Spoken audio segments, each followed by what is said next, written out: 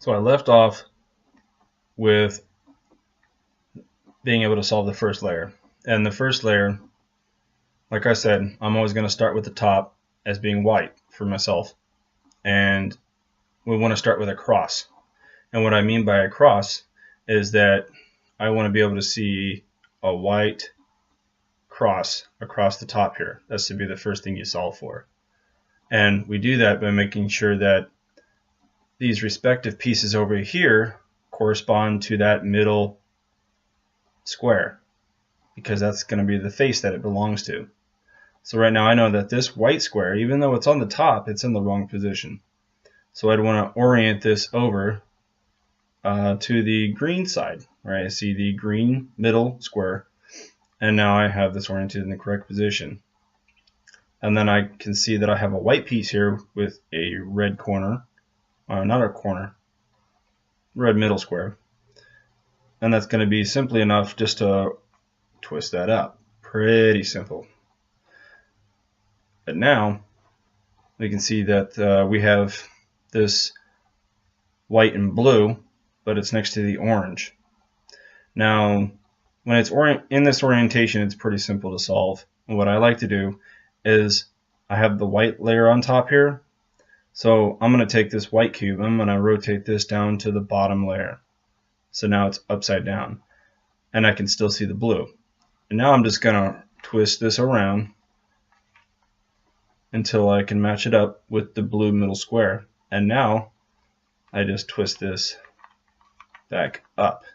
So now we can start to see the cross forming. I got to find this one. And it's right over here. And sometimes these might be twisted around in an orientation where you may not be able to just twist it up necessarily. So maybe if I do something,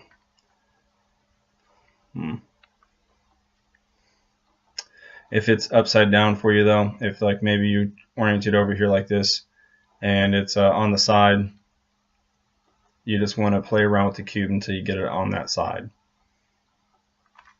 I'm not going to pretend that I'm experienced enough to know how to get it there. I just know how to solve for it. So for you guys, the best thing to do is to keep trying to solve for this first layer, and when you get it down, you're good. So I'm going to put this back up here, and where'd it go?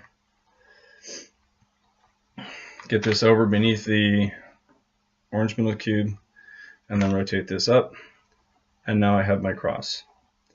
Coincidentally enough, I actually have another corner piece that's in the appropriate place.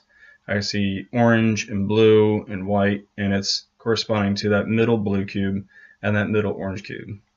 So that's in the correct position.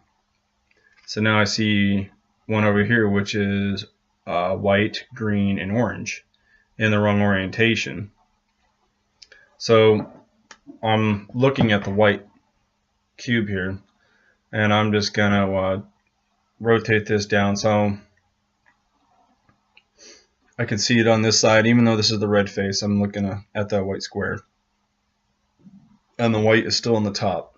And right now I'm just going to do an R prime, and then for the bottom I'm going to do a B, and then R,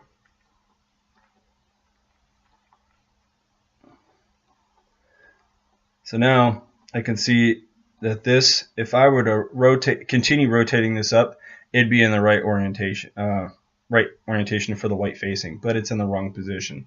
So I got to go in and find the side where the green and orange meet up. Okay, so I'm going to rotate that back down. So now I still have the cross, and I'm going to find the green and orange face, which is over here.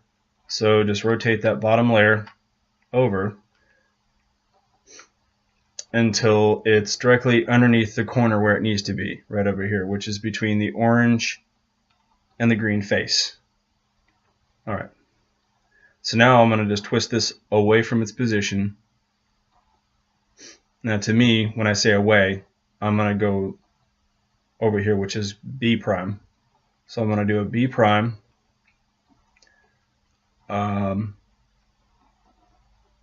This is going to be an R prime, B,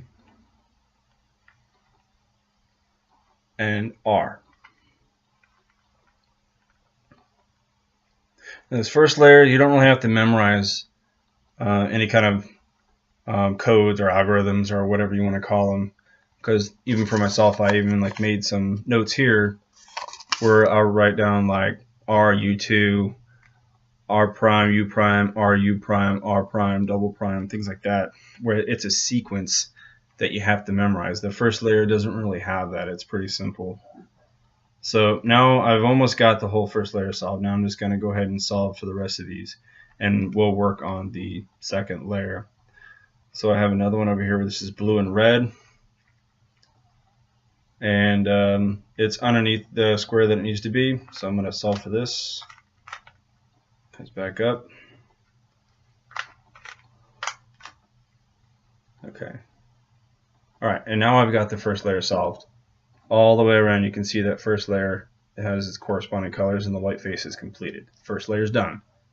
Little side note here is that some of you, if you have a brand new Rubik's Cube, they're very tough to maneuver. If you look online on these other videos, these guys are just like flipping these things around with their fingers, and it's because they play with their Rubik's Cubes a lot. You're just going to have to break them in.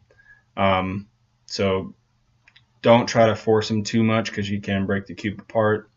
And if you damage it, you're not going to put it back together, and you're going to be very angry with yourself. So yeah, even mine is still kind of stiff. It's not that easy to maneuver around, but I've played with it enough that it's becoming looser. But it's nowhere near like the guys that you'll see on YouTube or something. Anyway, so up next we're on the second layer.